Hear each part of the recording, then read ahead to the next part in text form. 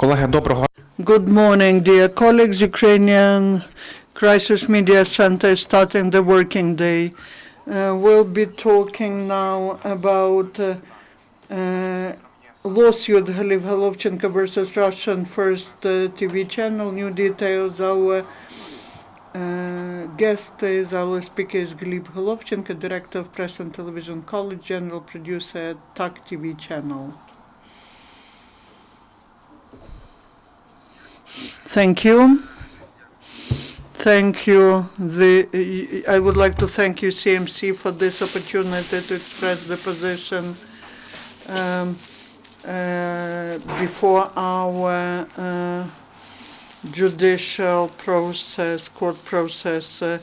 We will be considering this case today again. In a year and 7 months of that case, Ukrainian court has requested the citizen of Ukraine, Holovchenko Hlib, to prove that episode was on air.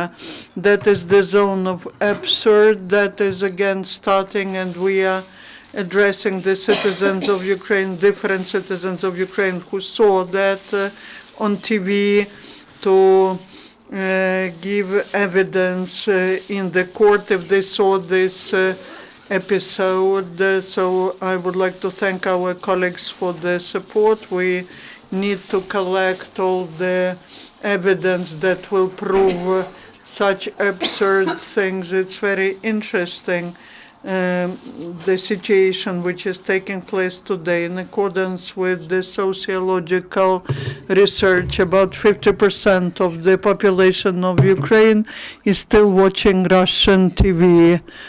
And there was the sort of the court ruling, and the Russian TV was disconnected. That is not exactly so. There's internet, there are satellite TV channels, all that is in free. You can have free access to all these Russian TV channels. So the process is absurd. Once there was a decision of the court, a ruling on the 25th of March as to stopping the broadcasting of the first Russian TV channel, but unfortunately it continues broadcasting in Ukraine.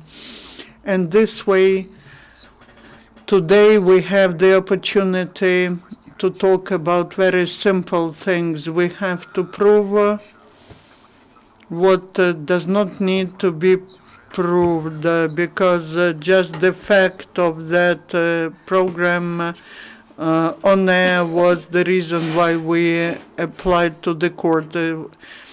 One thing I would like to mention is that our actions beyond the court continue. We have just returned from OESE, where we were the participants of the roundtable between Ukrainian and Russian journalists unions, and we came to agreement with our colleagues of the journalists from the Union of Journalism in Russia that we will submit the claim to our Committee on Ethics, and there is the state Russian body as well, which will be considering that problematic issue. So we would like to prove that non-ethical behavior has to be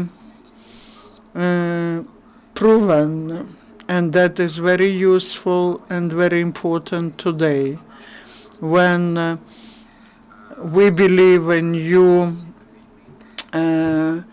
wave of information war starts, we see thousands of the videos which are fake, and I've been all the time repeating that when we, together with our colleagues lawyers, when we were going to the court, we believed that there will be many more applications from the state and the citizens of the state, those who are shown in these programs all the time. But unfortunately, our case is the only one. There are no more cases. That's an interesting example which is not used.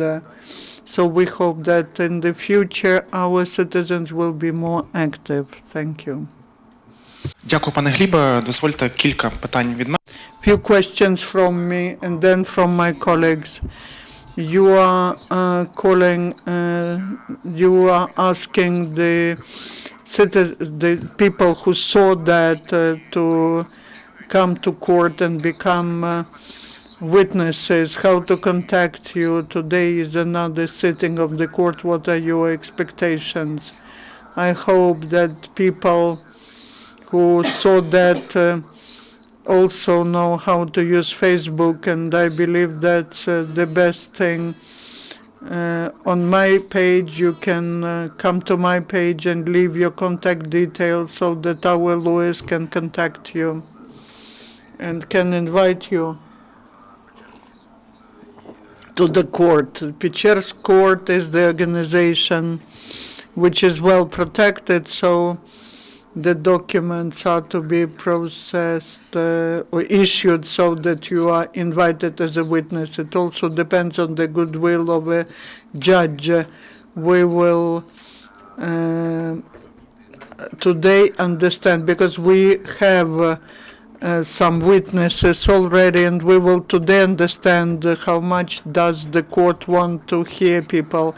In private talks, they were saying that the only evidence that court can accept is the document where Konstantin Ernst could confirm that that program was on air. That is the proof. But that's absurd, because it took us 7 months to give the notice to Channel 1, and the Channel 1 will never give such a certificate, and he failed to get to go to to be present in the court, Konstantin Ernst, because he's prohibited to enter Ukraine. How does this case continue? You know, today we'll see what's happening. Unless last time we requested for technical interval, then there might have been the ruling for the benefit of Channel 1 of Russian Federation. And our lawyers, they work free of charge, and we see that the court is quite biased, and they want to be liked by Channel 1 of Russian Federation. These are non-objective things, subjective perception. Thank you. Hlib, I'm exhausted with questions. Maybe my colleagues. There are no further questions. Thank you, Hlib.